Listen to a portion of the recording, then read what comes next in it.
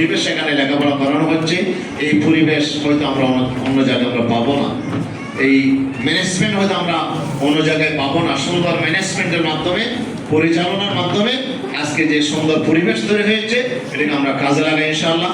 এই জন্য আমাদের সন্তানগুলো আমরা কোরআন শিক্ষার প্রতি আমরা দিই, তাহলে এই সন্তান আমাদের জন্য দুনিয়াতেও কাজে আসবে, মরণের পরও কাজে আসবে ইনশাআল্লাহ। এই সন্তান যদি নেককার হয় তাহলে মা বাপ কবরে গিয়েও এই সন্তানের বরকত পেতে থাকবে, দুনিয়াতে শুধু বরকত পাবে না, দুনিয়াতে শুধু বরকত পাবে না। আমি একবার মস্কারি গেছিলাম, ওনার দোকানে আসার পথে এক ফার্মেসিতে ঢুকলাম, ওখানে এক ভাইয়ের সাথে দেখা হয়ে গেল। ওনার এক ছেলে আপনার বিশ্ববিদ্যালয়ের শিক্ষকের বাবা। উনি বড় খুব আক্ষেপ করলেন। তো ওই ডাক্তার যিনি আছেন উনি বলছে যে সিদ্ধান্ত নিয়েছি যে আমার যতগুলো ছেলে আছে সবগুলো ছেলেকে আমি মাদ্রাসায় দেবো, কোরআন শিক্ষা দেবো। কেন? কারণ কি? বলে যে দেখেন আমার বিশ্ববিদ্যালয়ের শিক্ষকের বাবা আজকে কত কষ্টে আছে, কত কষ্ট করে লেখাপড়া করে তার ছেলেকে, কিন্তু আজকে এই বাবার কোনো খোঁজ খবর ছেলে রাখে না। তার দুঃখ, তার কত কষ্ট আজকে। তাহলে কোরআন যদি আজকে শিখত আপনার ছেলে, তাহলে আজকে আপনার জন্য দুনিয়াতে একটি সুন্দর জীবন আপনি পেতেন। এই কোরআনের শিক্ষা যারা ধারণ করবে অবশ্যই তারা মা বাবার হক আদায় করবে। যদি সত্যি সে কোরআনের শিক্ষা ধারণ করে থাকে অবশ্যই মা বাবার হক সে আদায় করবে ইনশাআল্লাহ। এই জন্য আপনি যদি সুন্দর ব্যবহার পেতে চান, আপনার সন্তানের নিকট থেকে যদি আপনি সুন্দর আপনার সেই ব্যবহার যদি আপনি পেতে চান, তাহলে আপনার সন্তানকে কোরআন শিক্ষা দিতে হবে। আপনার সন্তানকে মানুষ বানানোর জন্য কোরআন আল্লাহ তাআলা জমিনে নাজিল করেছেন। আল্লাহ তাআলা এই কোরআন নাজিল করে বলছেন আর রহমান ওয়া আল্লামাল কোরআন খলাকাল ইনসান। মানুষ হওয়ার জন্য আল্লাহ তাআলা কোরআন নাজিল করেছেন। এই জন্য আমরা কোরআন শিক্ষা দিই আমার সন্তানকে এবং আমাদের সন্তানগুলোকে কোরআন শিক্ষার মাধ্যমে তাদেরকে আমরা শ্রেষ্ঠ সম্পদ হিসেবে আমরা গড়ে তোলার চেষ্টা করি। আল্লাহ তাআলা আমাদের সবাইকে তৌফিক দান করুন। আজকে যারা কোরআনের ছোঁয়াচ পায় নাই, আজকে তারা কত বড়, তাদের অবস্থা কিরকম হয়েছে, একটি ঘটনা বলে আমার কথা শেষ করছি।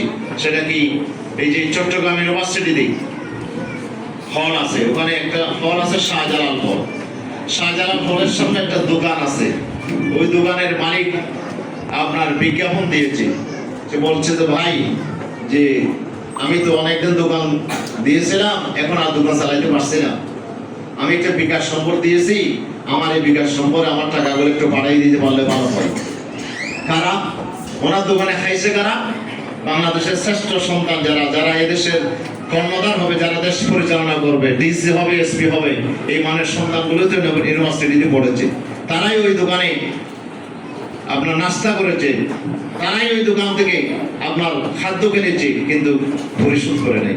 সব বাকি, যা খেয়েছে সব বলে যে আমরা ছাত্র না, আমাদেরকে এমনি হয়তো হবে। ওনার যা ছিল সব ফতুর হয়ে যাওয়ার পরে এখন আর বাজার করতে পারে না। বেচারা বলছে যে আমার এখন দোকান বন্ধ করে দিলাম, পারলে আমার বিকাশ নম্বরে কিছু আমার টাকাগুলো পাঠাই দিয়ে। কেন আজকে অবস্থা? কোরআনের শিক্ষা না পাইলে এরকম চাঁদাবাজ হয়, এরকম ডাকাত হয়, এরকম মাস্তান হয়। আর কোরআনের শিক্ষা যারা পায় তারাই এদেশের শ্রেষ্ঠ সন্তান হিসেবে আজকে জাতির আজকে সে প্রমাণ দিচ্ছে আলহামদুলিল্লাহ। এই জন্য আসুন আমরা কোরআন শিক্ষার জন্য আমাদের সন্তানগুলোকে আমরা দেওয়ার চেষ্টা করি এবং কোরআনের প্রতিষ্ঠানগুলোকে আমরা ব্যাকআপ করার আমরা যতটুকু পারে আমরা সাহায্য করি। এই প্রতিষ্ঠানকে আমরা আগায় নিয়ে যাই এবং এই প্রতিষ্ঠান যারা পরিচালনা করছেন তাদেরকে আমরা বলবো আন্তরিকতার সাথে আপনারা আপনাদের এই আমানতগুলোকে আপনারা ধারণ করবেন ইনশাআল্লাহ। এগুলো আপনাদের জন্য আমানত। মা বাবা হয়তো তারা সন্তানের জন্য টাকা খরচ করতে পারবে, কিন্তু এই সন্তানকে মানুষ করার দায়িত্ব তো প্রতিষ্ঠানের। এই প্রতিষ্ঠানে যারা দায়িত্ব নিয়েছেন আমরা সেই আন্তরিকতা দিই ছাত্রদেরকে আপনারা পড়াবেন।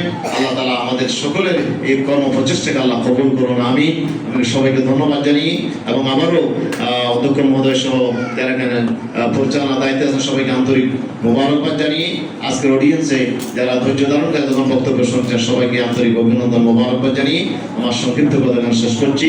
হাযা মা ইনদা ওয়া লা ইলমা ইল্লাল্লাহ সুবহানাকাল্লাহুম্মা ওয়া বিহামদিকা আশহাদু আল্লা ইলাহা ইল্লা আনতা আস্তাগফিরুকা।